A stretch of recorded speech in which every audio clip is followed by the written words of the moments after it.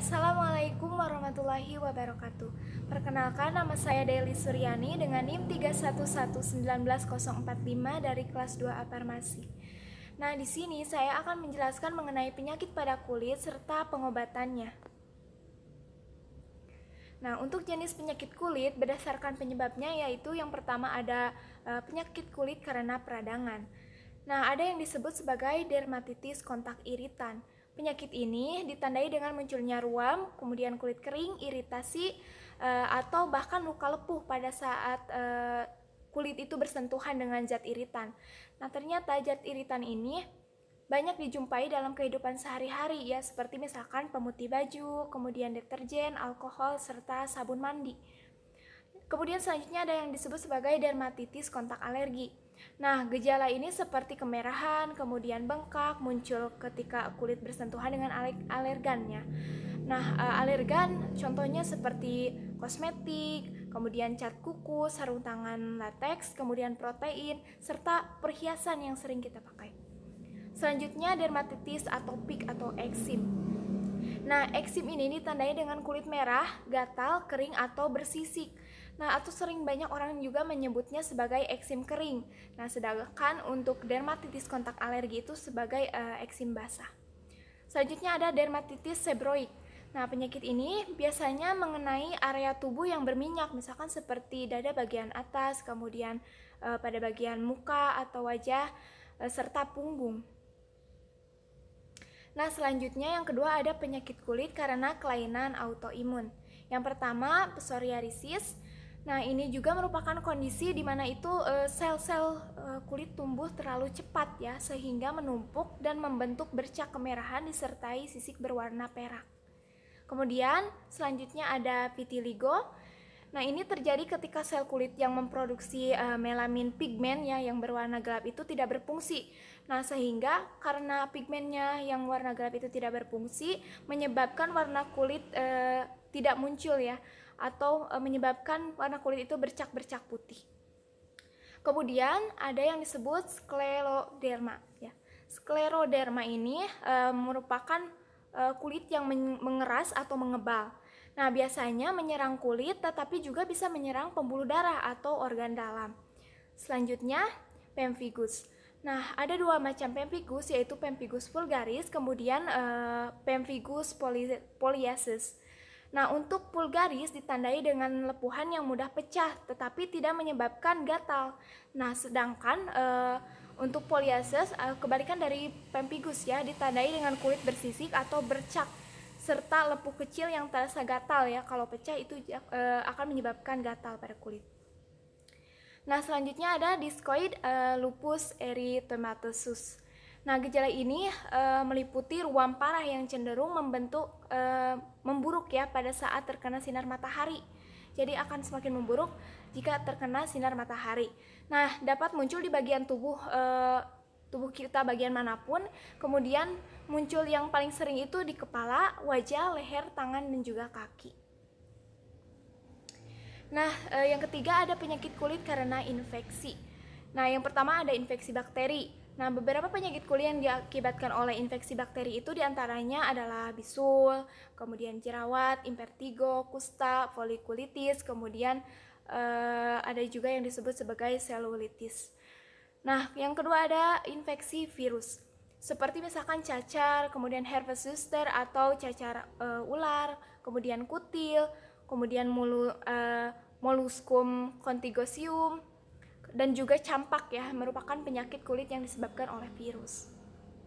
Kemudian poin C, infeksi jamur. Nah, jamur itu biasanya menyerang bagian kulit yang sering lembab ya, macam-macamnya misalkan kurap, kemudian tinea cruris, atau infeksi jamur di bagian selangkangan. Kemudian juga ada yang disebut sebagai panu ya, yang sering terjadi di penyakit masyarakat. Kemudian kutu air. Yang selanjutnya ada infeksi parasit. Nah, parasit seperti misalkan kutu dan tungau ya, merupakan jenis parasit yang sering menimbulkan penyakit kulit yaitu kudis ya, yang sering muncul di kebanyakan kemasyarakatan kita itu yang sering muncul adalah penyakit kudis. Kemudian selain kedua jenis parasit tersebut, infeksi cacing juga bisa menimbulkan penyakit kulit ternyata ya. Nah, bagaimana cara mengatasi atau mencegah penyakit kulit? Yang pertama itu bisa dengan kortikosteroid. Nah, ini obat yang digunakan untuk mengurangi respon daya tahan tubuh yang terlalu aktif ya. Nah, obat ini ada yang merupakan salep atau tablet minum. Biasanya digunakan untuk mengobati penyakit kulit akibat peradangan seperti misalkan dermatitis atau gangguan autoimun. Kemudian bisa juga dengan antihistamin. Nah, ini juga merupakan obat yang digunakan untuk meredakan reaksi alergi seperti misalkan gatal pada kulit. Nah, dapat dibeli sebagai pengobatan sendiri ya di apotek. Jadi dengan mudah kita dapat membelinya di apotek. Kemudian ada juga yang disebut sebagai antibiotik.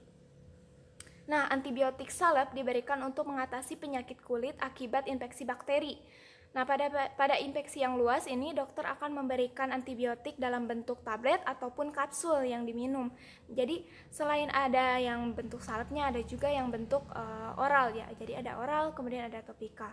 Nah, konsumsi ini antibiotik ini harus berdasarkan resep. Jadi penggunaannya itu harus sesuai dengan resep yang sudah diresepkan oleh dokter atau sudah dianjurkan oleh dokter. Kemudian ada obat antivirus. Nah, pemberian obat antivirus ini bertujuan untuk mengurangi gejala dan memberi virus membasmi virus penyebab penyakit kulit. Selanjutnya ada obat anti jamur. Nah, obat anti jamur itu untuk mengatasi penyakit kulit akibat infeksi jamur, kebanyakan berbentuk obat oles ya atau salep. Namun terkadang dokter bisa meresepkan juga obat anti jamur untuk diminum, jadi ada oral serta topikalnya juga. Kemudian bisa juga dengan operasi. Nah, operasi ini bisa dilakukan misalkan untuk penyakit seperti kutil. Nah, bagaimana pencegahan penyakit kulit yang bisa dilakukan? Yang pertama itu bisa menjaga kebersihan diri dengan mandi setiap hari. Kemudian saat mandi itu disarankan menggunakan sabun yang sesuai ya dengan pH kulit atau bahannya lembut ya. Jadi aman untuk tubuh serta tidak menyebabkan penyakit kulit. Yang kedua itu menghindari kontak fisik dengan penderita penyakit kulit menular. Misalkan cecar air ini kan mudah menular. Nah, jadi kita harus menjaga jarak. Bagaimana caranya supaya tidak kontak langsung serta menginfeksi ke orang lain ya. Kemudian tidak berbagi penggunaan barang-barang pribadi, misalkan handuk atau pakaian dengan penderita penyakit. Misalkan kita berbagi handuk misalkan dengan teman satu kos. Nah, itu diusahakan dihindari karena akan ketika kita misalkan atau teman kita mempunyai penyakit kulit, itu akan mempermudah penularan penyakit tersebut. Kemudian mengoleskan pelembab kulit secara rutin agar tidak kering atau gatal ataupun iritasi. Selanjutnya, menghindari kebiasaan menggaruk kulit dan memecahkan bisul atau lepuhan yang muncul pada kulit. Misalkan seperti tadi penyakit cacar ya, kita sengaja memecah-mecahkan gitu. Kan bakteri yang keluar ya dari pecahan itu akan menyebabkan infeksi penyebaran virus itu semakin luas ya di dalam tubuh, ataupun bahkan bisa menginfeksi orang lain ya, karena memecah dari bakteri itu bisa berpindah ke kulit lain. Kemudian hindari cara merawat kulit wajah, termasuk cara mencerahkan wajah yang tidak sesuai dengan tipe kulit. Misalkan kulit kita ini sensitif, kemudian kita memakai produk A yang sudah tahu kita kandungannya itu tidak baik untuk kulit kita atau akan membuat kulit kita menjadi iritasi, sebaiknya dihindari ya, atau berkonsultasi dengan dokter supaya kita bisa tahu ini cocok tidak untuk kulit kita, sehingga bisa mengurangi penyakit pada kulit. Nah, contoh penyakit kulit yang pertama yang kita akan bahas itu adalah bisul. Nah, bisul ini merupakan atau yang disebut sebagai frunkel. Nah, benjolan merah pada kulit yang berisi nanah dan terasa nyeri. Nah, seperti yang kita tahu ini sudah umum ya, bisul itu banyak terjadi atau bahkan sering mungkin terjadi kepada kita ya. Jadi kita sudah tahu bahwa bisul itu merupakan benjolan yang isinya itu adalah nanah ya. Kalau kita pencet itu bakal keluar nanah. Nah, penyebab bisul itu apa ya? Nah, penyebabnya itu merupakan bakteri Staphylococcus aureus pada folikel rambut. Nah, jadi itulah penyebab dari si bisul ya. Nah, kemudian bagaimana cara pengobatannya? Yaitu bisa dengan menggunakan ikhtiol. Nah, bentuk ikhtiol itu salep ya, kandungannya itiamolum 10%, kemudian indikasinya sebagai obat bisul. Dosisnya atau pemakaiannya oleskan setiap 2-3 kali sehari di sekitar yang bisul. Golongannya obat bebas terbatas. Kemudian adapun efek yang ditimbulkan yaitu ruam, gatal, serta iritasi. Yang perlu diperhatikan dalam penggunaan obat ikhtiol itu yaitu hanya untuk pemakaian luar dari tubuh ya. Kemudian pemakaian yang secara berlebihan itu dapat menyebabkan kerusakan pada jaringan. Kemasannya berupa pot 15 gram serta 30 gram. Nah, bagaimana sih cara kerja dari obat ikhtiol? Nah, kan setiap gram ikhtiol ya, 0,1 gram ikhtiol itu terdapat dalam 1 gram ikhtiol. Nah, cara kerjanya adalah mengeluarkan isi jerawat atau bisul. Nah, itiamol yang digunakan sebagai antiseptik. Nah, antiseptik ini sebagai pembunuh atau pelemah kuman maupun bakteri sehingga bisul dapat disembuhkan. Nah, adapun dengan cara pengobatan menggunakan pusigra. Nah, ini bentuknya krim, kandungannya asam pusidat 5 gram, natrium pusidat 5 gram. Nah, indikasi itu infeksi kulit yang disebabkan oleh Staphylococcus seperti Impertigo, Constagiosa, dan lain sebagainya. Nah, dosisnya itu dioleskan pada area yang sakit 3-4 kali sehari. Nah, jadi sama diaplikasikan pada area yang sakit, misalkan di area sebelah sini, misalkan terkena bisul. Kita aplikasikan di sini. Nah, usahakan ya atau pastikan dulu tangan kita bersih supaya infeksinya itu tidak menyebar kemana-mana. Nah, ini merupakan obat golongan keras. Kemudian ada efek samping yang ditimbulkan yaitu ruam atau ras ya. Kemudian biduran atau urtikaria. Kemudian iritasi. Nah, yang perlu diperhatikan juga bila digunakan untuk muka, misalkan kulit yang terkena bisul itu ada di muka, misalkan di jidat. Nah, kita harus hati-hati supaya tidak terkena kontak dengan mata. Nah, kemasannya itu berupa tube 5 gram krim. Nah, cara kerja obatnya dengan mengganggu translokasi submit peptida dengan memanjangkan rantai peptida bakteri yang rentan. Nah, hal ini dapat menyebabkan terhambatnya sintetis protein. Kemudian bosiriak asid itu menghambat transaksi bakteri ya dan tidak membunuh bakteri. Nah, oleh karena itu si antibiotik ini disebut sebagai karsiotoksitatik ya. Bakteriostatik, mohon maaf. Kemudian ada penyakit kulit selanjutnya yaitu panu.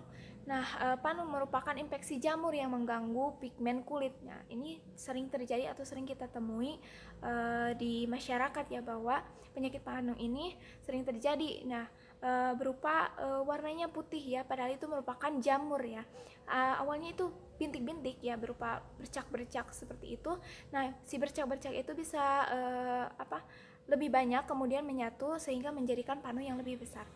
Nah, panu itu disebabkan oleh perkembangan jamur di kulit yang bisa dipacu oleh lemahnya sistem kekebalan tubuh, kemudian bisa juga karena perubahan hormon, dan bisa juga faktor keturunan, misalkan orang tua kita, ayah atau ibu kita memiliki riwayat panu sehingga kita bisa tertular atau terinfeksi penyakit ini. Nah, obat yang digunakan yang pertama itu ada Kalpana Cream ya. Ini tentu saja tidak asing untuk kita. Nah, bentuk obatnya krim, salep, serta cair. Nah, kandungannya itu miconazole nitrat. Indikasi infeksi kulit yang disebabkan oleh dermatopit atau ragi dan jamur lainnya seperti ptiariasis ya. Kemudian dosisnya oleskan pada lesi atau pada bagian yang terkena panu ya. 2 kali sehari, kemudian ratakan dengan jari. Misalkan kita buka dulu tutup kalpanaknya ya, kemudian aplikasikan pada tangan kita yang sudah bersih ya, sudah cuci tangan, kemudian kita oleskan secara merata pada bagian yang terkena panu. Nah, yang perlu diperhatikan adalah sama ya seperti tadi, harus jauhkan dari kontak mata ya supaya tidak terkena mata. Efek sampingnya kulit terbakar, terasa menyengat, kemudian rasa nyeri ya saat disentuh, atau kering ataupun iritasi ya, kemerahan ataupun mengelupas kulitnya. Nah, cara kerja dari obat Kalpanak ini kan isinya miconazole nitrat ya, merupakan senyawa anti jamur dari jenis imidiazole yang kerap digunakan untuk obat topikal. Nah, senyawa ini bekerja dengan menghambat pembentukan substansi penting untuk pembentukan jamur. Nah, sehingga kalpanak ini sangat cocok digunakan untuk obat digunakan untuk penyakit panu ya, karena si cara kerjanya itu menghambat supaya si jamur itu tidak menyebar atau tidak menjadi memperbanyak diri, sehingga panunya bisa menjadi sembuh gitu, karena dapat dihambat ya, dihambat pembentukan substansinya oleh si miconazole nitrat. Kemudian selain dengan kalpanak, bisa juga dengan ketoconazole. Nah, bentuknya itu krim ya, kandungannya ketoconazole 2%. Indikasi infeksi jamur pada kulit, kemudian Tinea carporis, Tinea cruris, kemudian Tinea pedis, Candidiasis cutis, dan Tinea versicolor. Nah, dosisnya dioleskan sehari 1-2 kali pada kulit yang terinfeksi ya, sama seperti penggunaan miconazole cream, di mana kita mengoleskan pada bagian yang terinfeksi, misalkan di punggung ya, kita oleskan di punggung, atau misalkan di bagian dada bagian atas ya, kita oleskan di sana. Kemudian golongannya itu merupakan obat keras ya, jadi ketoconazole itu obat keras. Kemudian efek samping yang ditimbulkan dari ketoconazole, efek samping yang ditimbulkan dari ketoconazole yang pertama iritasi, kemudian rasa panas pada kulit serta alergi lokal ya.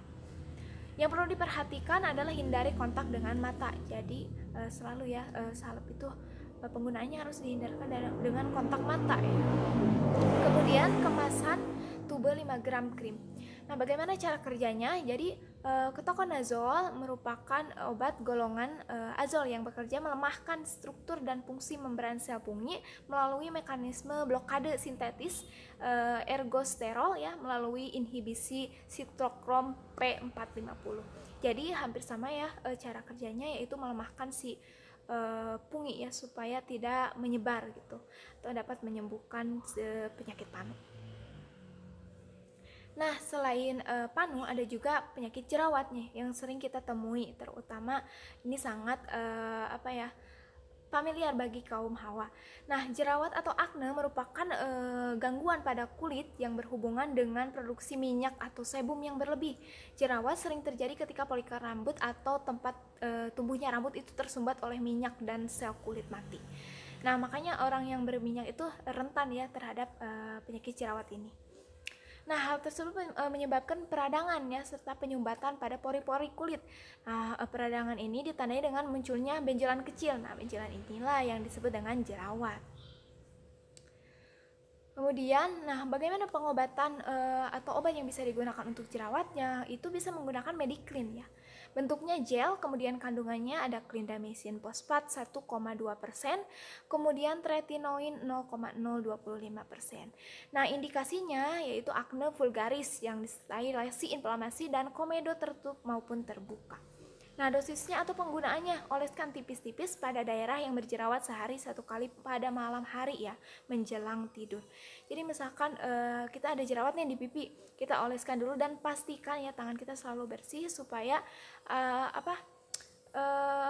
bakteri jerawat itu tidak menyebar atau menyebabkan infeksi ke bagian yang lain. Misalkan tadinya kita hanya di bagian pipi, tapi karena penggunaan kita tidak steril, menjadi di bagian hidung ada, kemudian di bagian dagu ada. Nah, itu untuk meminimalisirkan, usahakan tangan kita bersih atau steril ya sebelum penggunaan obat ini. Nah, Mediclin ini golongannya obat keras, kemudian efek samping yang ditimbulkan adalah kulit kering, terkelupas, terasa tegang atau terbakar. Yang perlu diperhatikan, jangan sampai ya sama seperti salep-salep yang sebelumnya, itu hindari kontak dengan mata ya. Kemudian kemasan tube gel 15 gram. Nah, bagaimana cara kerjanya untuk Mediclin? Nah, ini mengeringkan jerawat serta komedo ya, sehingga proses penyumbatan jerawat itu semakin cepat ya. Jadi si jerawat itu dikeringkan ya, atau si komedo itu dikeringkan. Itu makanya efek sampingnya ada kulit kering atau kulit terkelupas, karena ada proses pengeringan jerawat. Kemudian bisa juga dengan pitasid. Bentuknya krim, kemudian kandungannya asam retinoat 0,025%, ada juga 0,05% serta 0,1%. Nah, indikasinya sebagai akne vulgaris, penuaan akibat cahaya. Nah, dosisnya atau penggunaannya oleskan 1 kali 1 hari sebelum tidur. Nah, ini sama penggunaannya seperti obat yang sebelumnya dibahas. Jadi 1 kali 1 hari sebelum tidur diaplikasikannya. Nah, golongannya sama juga, obat keras. Kemudian efek yang ditimbulkan adalah kulit kemerahan, bengkak, mengelepuh, mengeras, kemudian juga hiperpigmentasi dan juga hipopigmentasi, tapi bersifat sementara. Nah, yang perlu diperhatikan juga, hindari kontak dengan mata, mulut, serta selaput lendir. Kemasannya tube gel 15 gram. Nah, untuk pitasin nih, cara kerja obatnya yaitu meregenerasikan kulit dengan sangat cepat ya. Kandungan bahan aktifnya sangat besar dan sangat keras sampai mampu menghancurkan keloid ya. Seperti itu untuk cara kerja obat dari pitasin. Selanjutnya ada penyakit herpes. Nah, herpes atau cecar air yang dalam istilah medis disebut varicella, umumnya itu menyerang anak-anak ya, berusia di bawah 10 tahun ya. Nah, penyakit ini juga bisa menyerang orang dewasa, bukan hanya orang anak-anak atau anak kecil ya di bawah 10 tahun. Tetapi bisa juga menyerang orang dewasa, dan umumnya gejala yang muncul itu lebih berat ya daripada gejala yang muncul pada anak-anak. Nah, hampir semua orang yang dewasa pernah mengalami cacar itu tidak akan terulang lagi, jadi hanya 1 kali. Nah, setiap gejala cacar air yang berasal dari kerusakan sel-sel penyebab penyakit ini, yakni varicella zoster ya, atau VZV, ataupun respon tubuh terhadap infeksi patogen tersebut. Nah, obat yang digunakan nih bisa menggunakan azopir, bentuknya krim, kemudian kandungannya ada asiklopir 5%. Indikasinya tentu saja pengobatan infeksi virus herpes simplex pada kulit dan selaput lendir, termasuk herpes genitalis ya, yang inisial dan rekuren. Nah, dosisnya oleskan tipis pada lesi atau pada bagian yang terkena herpes. Sehari 5 kali setiap 4 jam selama 5 hari berturut-turut. Nah, jadi digunakan 5 hari secara berturut-turut. Tapi bisa juga diperpanjang 10 hari ya. Kemudian golongannya merupakan obat keras. Efek samping yang ditimbulkan adalah rasa terbakar. Tapi rasa terbakar sementara setelah menggunakan krim ya. Jadi hanya bersifat sementara pada saat penggunaan krim saja. Kemudian kulit menjadi kering. Nah, yang perlu diperhatikan adalah tidak boleh digunakan untuk membran mukosa seperti mulut. Jadi tidak boleh digunakan pada mulut, mata, ataupun vagina. Kemasannya tube berupa krim ya, 5 gram.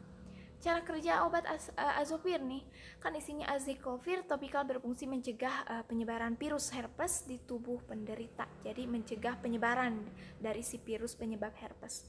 Nah, aziklopir topikal tidak dapat menyembuhkan herpes, tidak dapat menyembuhkan, tetapi hanya meredakan gejala ya, meredakan gejala serta menghambat perkembangan infeksi, sehingga jadi memperkecil gitu pertumbuhan infeksi yang disebabkan oleh virus dari herpes.